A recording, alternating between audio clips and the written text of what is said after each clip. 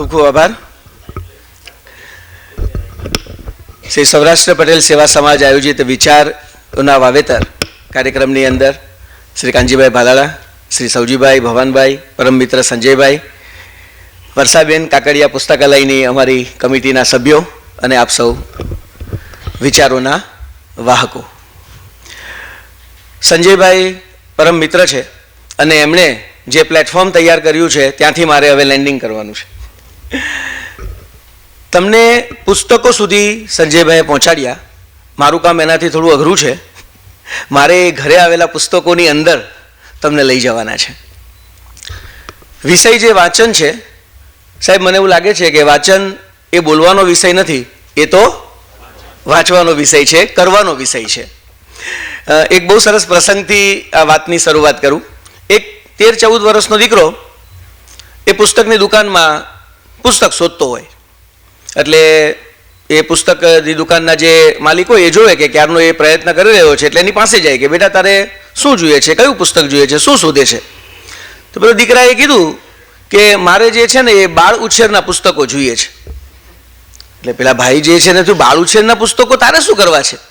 તો કે મારે મારા મમ્મી પપ્પાને ભેટમાં આપવા છે.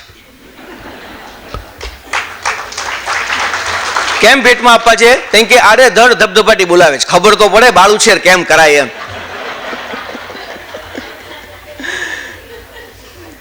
તો આ 13-14 વર્ષના બાળકને ખબર છે કે કાંઈક નવું શીખવું હોય કે નવું શીખવાડવું હોય તો વાંચન જરૂરી છે. આખી આ જે પ્રક્રિયા છે, સંજયભાઈ બહુ સરસ પ્રિન્ટિંગ પ્રેસની વાત કરી કે ક્યારથી શરૂઆત થઈ અને આ પુસ્તકો જે છે ઘર ઘર સુધી પહોંચ્યા. તો હવે કેમ મુશ્કેલી આવી, મારે તમને એની આગળ લઈ જવા છે કે ત્યાર પછી એક બીજી શોધ થઈ સંજયભાઈ, અને એ જે ઉત્ક્રાંતિઓ એમાં રેડિયોની શોધ થઈ. અને એક સર્વે જે છે મારે તમારી સામે મૂકવો છે કે દુનિયામાં 5 કરોડ લોકો સુધી રેડિયોને પહોંચતા 38 વર્ષ લાગ્યા. દુનિયાના 5 કરોડ લોકો સુધી. ત્યાર પછી ટીવીની શોધ થઈ. ટીવીને 5 કરોડ લોકો સુધી પહોંચતા 13 વર્ષ લાગ્યા. ત્યાર પછી ઇન્ટરનેટની શોધ થઈ, એને 5 કરોડ લોકો સુધી પહોંચતા 4 વર્ષ લાગ્યા. ત્યાર પછી એપલ કંપનીએ આઈપોડ શોધ્યું, જે મ્યુઝિક સાંભળવા માટે આપણે ઉપયોગ કરતા, એને 5 કરોડ લોકો સુધી દુનિયામાં પહોંચતા 3 વર્ષ લાગ્યા. ફેસબુક જે છે એને 2 વર્ષ લાગ્યા. ઇન્સ્ટાગ્રામને 6 મહિના લાગ્યા. હવે આ હું તમારી સામે એટલે માટે મૂકું છું કે રેડિયોને જે 38 વર્ષ લાગ્યા એ એટલે માટે લાગ્યા કે લોકો જે છે એ વાંચનમાં વ્યસ્ત હતા. પછી રેડિયો જે છે એના સુધી પહોંચ્યા ને પછી કેમ વર્ષો ઓછા થતા ગયા? કારણ કે રેડિયોમાં ટીવીની જાહેરાત શરૂ થઈ, ટીવીની અંદર ઇન્ટરનેટની જાહેરાત શરૂ થઈ, ઇન્ટરનેટમાં ફેસબુકની જાહેરાત શરૂ થઈ અને પુસ્તકો જે છે દૂર થતા ગયા અને આપણે જે છે એ આની અંદર આવી ગયા. અને એટલા બધા આવી ગયા કે સાહેબ હમણાં ગૂગલી આવી, ગિબલી નામે બોલવામાં તકલીફ પડે, અને ગિબલીને 5 કરોડ લોકો સુધી પહોંચતા 2 દિવસ થયા. અને અત્યારે આમાંથી કેટલા આપણે એમાંથી ફોટા આપણે કન્વર્ટ કરી લીધા હશે. તો આ શોધ અને આ સોશિયલ મીડિયા અને આ ટેકનોલોજી જે છે એ બાળક સુધી પહોંચે જરૂરી છે, પણ એના કરતાં વધારે જરૂરી છે કે એ જો આપણે પુસ્તક સાથે એને રાખશું, એને વાંચન સાથે રાખશું કોઈ પણ ફોર્મની અંદર, એ તમે ન્યૂઝપેપરની પૂર્તિ વંચાવો છો કે કોઈ પણ વસ્તુ વંચાવો છો, જ્યારે વાંચન જે છે એનામાં આવશે ત્યારે હમણાં જે વાત કરી એમ કે આ બધા જ આક્રમણની સામે કેવી રીતે મારે આગળ વધવું એ બાળક ટકી રહેશે. આજે મારે જે એક વાત કરવી છે સાહેબ, અહીંયા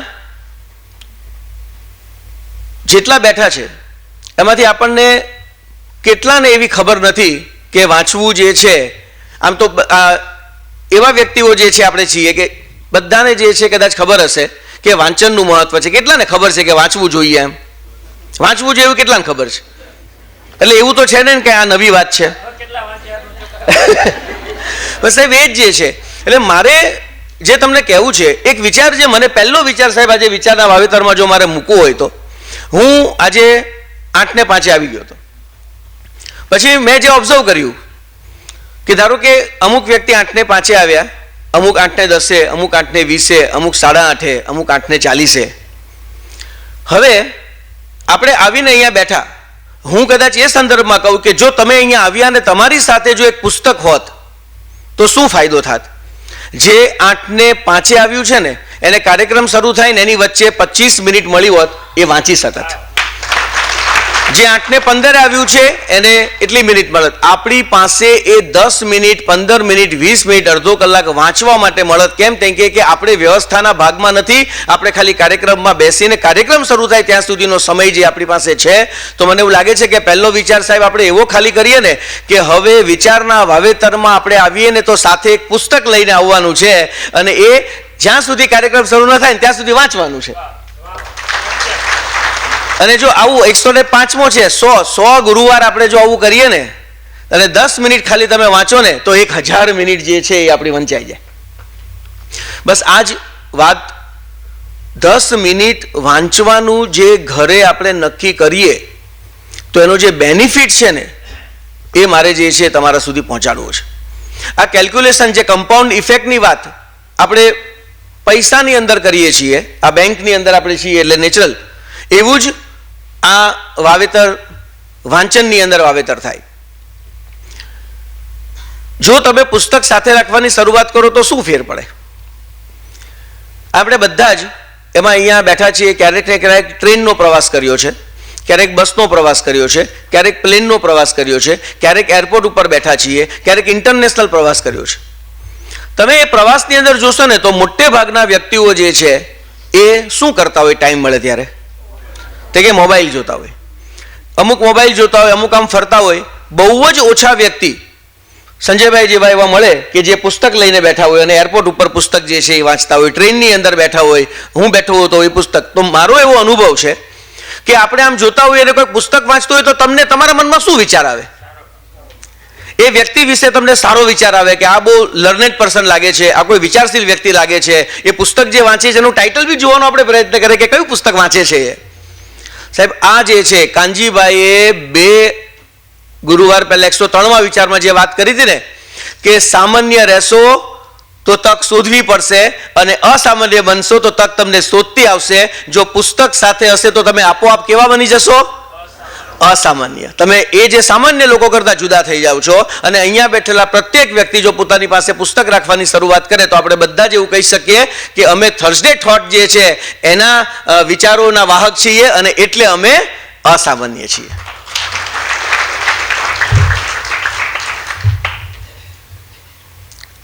રોજની 10 મિનિટ તમે પુસ્તક વાંચવાની શરૂઆત કરો તો શું ફેર પડે?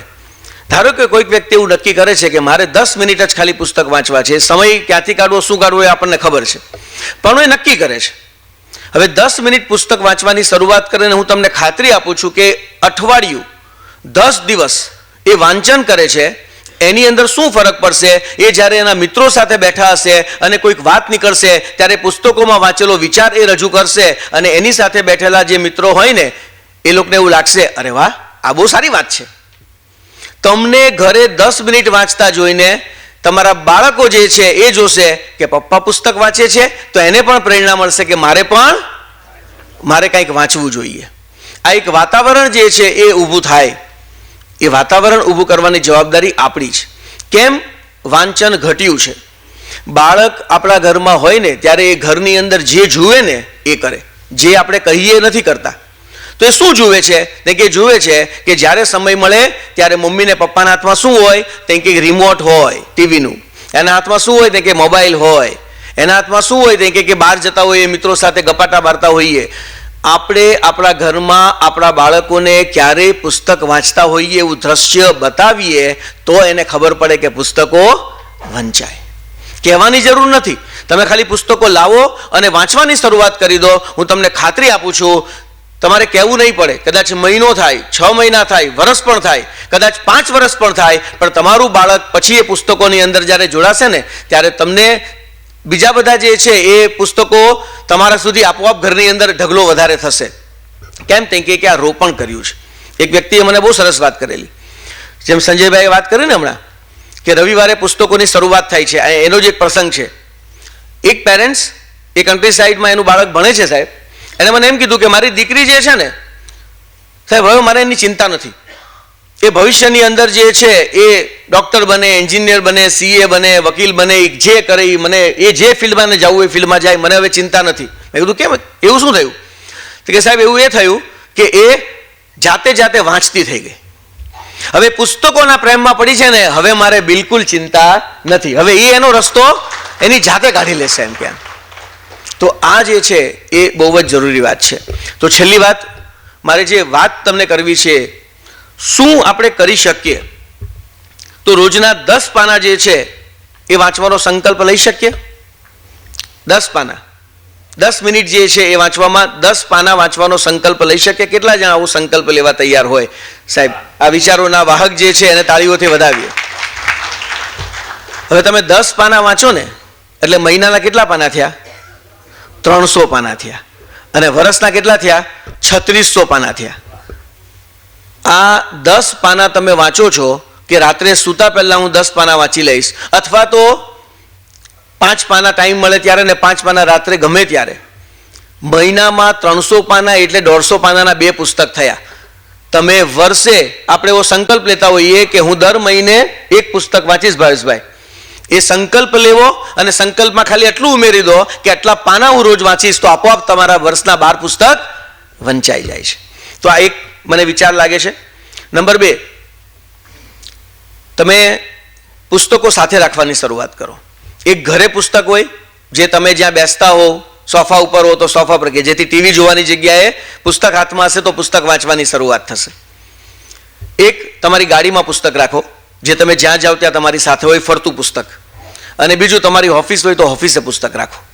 તો જ્યારે તમને સમય મળે ને ત્યારે તમે પુસ્તકમાંથી કંઈક ને કંઈક વિચારને લઈ શકશો. આ બીજી વાત છે. ત્રીજી વાત સર, મને એવું લાગે છે પરિવાર વાંચન, આવો એક વિચાર મૂકવા જેવો છે. મેં તમને કીધું એમ કે તમને જોઈને ઘરના બધા વાંચવાનું મન થાય, તો એને એની અંદર જોડવા માટે અઠવાડિયે 1 દિવસ 30 મિનિટનું પરિવાર વાંચન કરવા જેવું છે, કે જેમાં ઘરના બધા સભ્યો ફિક્સ સમય હોય, કે એ સમય આવે ને એટલે બધાને ખબર આપણે શું કરવાનું છે? વાંચન કરવાનું છે. અને એ સમયે જેમ સંસ્થા, સ્કૂલની અંદર દર રવિવારે પ્રયત્ન થાય છે, એમ ઘરે જે છે એ બોર્ડ લાગે કે ભાઈ આ વાંચનનો સમય છે, એ સમયે ટીવી, મોબાઈલ બધું બંધ અને બધા જ જે છે વાંચતા હોય. તો આવી એક પરિવાર વાંચનની શરૂઆત આપણે આ થર્સડે થોટ જે છે એના માધ્યમથી આપણા ઘર ઘર સુધી કરીએ અને પરિવાર વાંચનનું કામ કરીએ. અને ગ્રુપની અંદર આપણે દરેક કોઈકને કોઈ ગ્રુપમાં સાંજે બેસતા હોઈએ છીએ, અને એ ગ્રુપની અંદર જે વિષયોની વાતો કરતા હોઈએ એ આપણને સૌને અલગ અલગ વાતો હોય. મને એવું લાગે છે કે એમાં એક આવી શરૂઆત કરવા જેવી છે કે દર 15 દિવસે કે મહિને બધા પુસ્તકોની જ વાત કરે, કે જેટલા સભ્યો છીએ એટલા બધા જ, જેટલા મિત્રો છીએ એટલા, જેમણે જે મહિનામાં પુસ્તક વાંચ્યું છે એ પુસ્તકોના વિચારની વાતો થાય, અને એ પુસ્તકો જે છે એ એકબીજા સાથે આપલે થાય. તો આવી એક વાત મને એવું લાગે છે કે આવા 4 વિચાર આ વાંચન જે છે એની અંદર આપણે કરીએ. એનાથી છેલ્લી વાત શું થશે, તમને જે સંજયભાઈ વાત કરીને 2 ઇન્દ્રિયો એવી છે જેના દ્વારા આપણે શીખી શકીએ છીએ. એક છે આંખ અને એક છે કાન. તમારે કંઈ પણ નવું વસ્તુ જાણવું હોય, શીખવું હોય, તો ક્યાં તમે જોઈને શીખો છો, ક્યાં સાંભળીને શીખો છો. સાંભળવામાં આપણો મોટે ભાગે કંટ્રોલ નથી, પણ જોવામાં એટલે કે વાંચવામાં એ આપણા હાથમાં છે કે આપણે શું વાંચવું. અને એને કારણે 2 વસ્તુ થશે. એક, તમને આંખ એટલે કે દ્રષ્ટિ મળશે, તમારો દ્રષ્ટિકોણ બદલાશે, અને બીજું તમને પાંખ મળશે, તમને ઉડાન મળશે. તો વાંચનથી તમને આંખ અને પાંખ એ બંને જે છે એ પ્રાપ્ત થશે. તો આવા આંખ અને પાંખ બંને આપણે મેળવીએ એવા ભાવ સાથે હું ફરીથી શ્રી સૌરાષ્ટ્ર પટેલ સેવા સમાજનો આભાર વ્યક્ત કરું છું. Thank you very much.